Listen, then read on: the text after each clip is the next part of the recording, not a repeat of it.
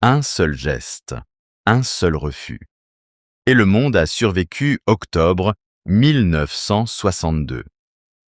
En pleine crise de Cuba, un sous-marin soviétique armé d'une torpille nucléaire est traqué dans les profondeurs de l'océan.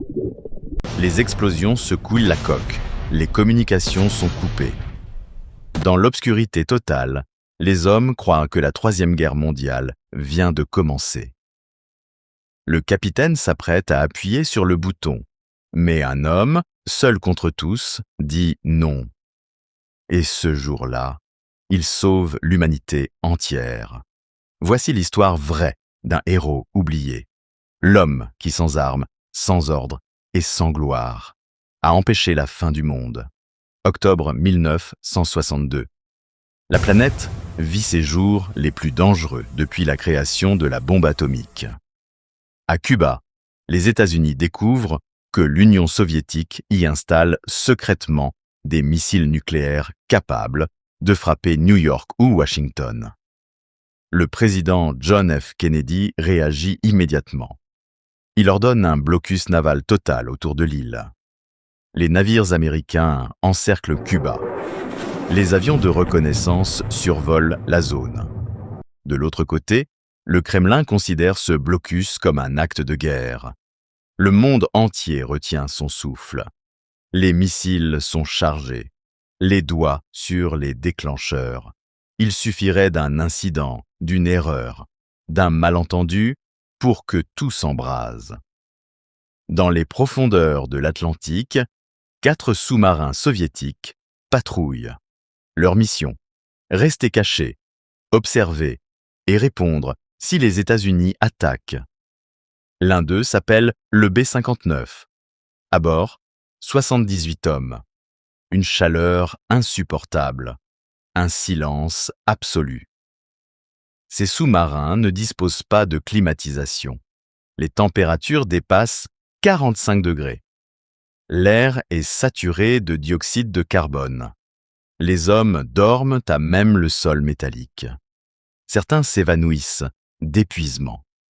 Depuis plusieurs jours, le B-59 n'a plus de contact radio avec Moscou. Coupé du monde, isolé, le commandant ignore tout de ce qui se passe en surface. Et bientôt, il croira que la guerre a commencé. Le 27 octobre 1962, l'escadre américaine repère le sous-marin B-59. Les Américains veulent le faire remonter à la surface. Ils décident dans le Lusitania de lui envoyer des grenades d'exercice, de petits explosifs destinés à signaler sa position. Mais à bord du sous-marin, ces explosions sont perçues autrement. Des bombes réelles. Le capitaine, Valentin Savitsky, panique. Les murs vibrent, l'eau tremble, les lampes vacillent. Le navire grince comme un cri sous la pression. Savitsky croit que la guerre a éclaté. Il ordonne « Préparez la torpille nucléaire ». Une seule torpille. Une arme de 15 kilotonnes. De quoi anéantir toute la flotte américaine en un instant. Ce que Savitsky ne sait pas, c'est qu'en surface, personne n'a encore tiré. Mais là, dans l'obscurité du B-59, il est prêt à déclencher la Troisième Guerre mondiale. Selon le protocole soviétique, 3 hommes doivent valider un tir nucléaire.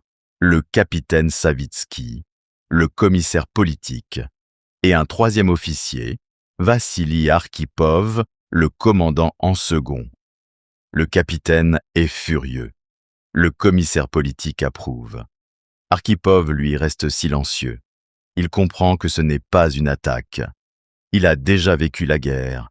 Il sait reconnaître la panique. Calmement, il dit non. Nous ne tirerons pas. Le silence s'abat sur la salle de commande. Les hommes se fixent. Le capitaine tremble. Arkhipov tient bon. Pendant des minutes, la tension est insoutenable. Finalement, Savitsky cède. La torpille reste dans son compartiment. Et le sous-marin décide de remonter à la surface. Lentement, le B-59 émerge. La mer s'ouvre. Les hommes aperçoivent la lumière. Autour d'eux, la flotte américaine, armée jusqu'aux dents. Mais aucune balle ne sera tirée. Les marins américains observent en silence. Les soviétiques lèvent le drapeau blanc. Après des jours de cauchemar, ils respirent enfin l'air frais. Sans le savoir, ils viennent d'éviter la fin de l'humanité. Quelques heures plus tard, le B-59 reçoit enfin la radio de Moscou. La guerre n'a jamais commencé. L'incident reste secret pendant 40 ans.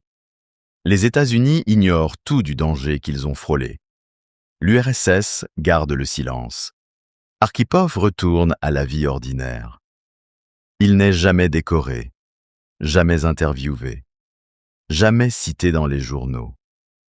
Il meurt en 1998, sans savoir qu'il a sauvé le monde. Ce n'est qu'en 2002 que des historiens découvrent la vérité. Un homme, seul, a empêché une guerre nucléaire totale. Son nom, Vassili Arkhipov. Son arme, le courage. Son héritage, la paix. Aujourd'hui, des dizaines de sous-marins nucléaires sillonnent encore les mers. Chaque jour, des centaines d'armes dorment sous les océans, prêtes à être lancées à tout moment. Nous croyons vivre en paix, mais la guerre dort toujours. L'histoire d'Arkhipov nous rappelle une vérité simple. Le destin du monde peut parfois dépendre d'un seul homme, d'un seul choix, d'un seul mot, non. Un seul refus a sauvé l'humanité. Si cet homme n'avait pas existé, le monde que vous connaissez n'existerait pas. Les héros les plus silencieux sont parfois ceux qui changent tout. Objectif, histoire, comprendre le passé pour éclairer le présent. Si cette histoire vous a touché, abonnez-vous et laissez un j'aime pour faire vivre la mémoire.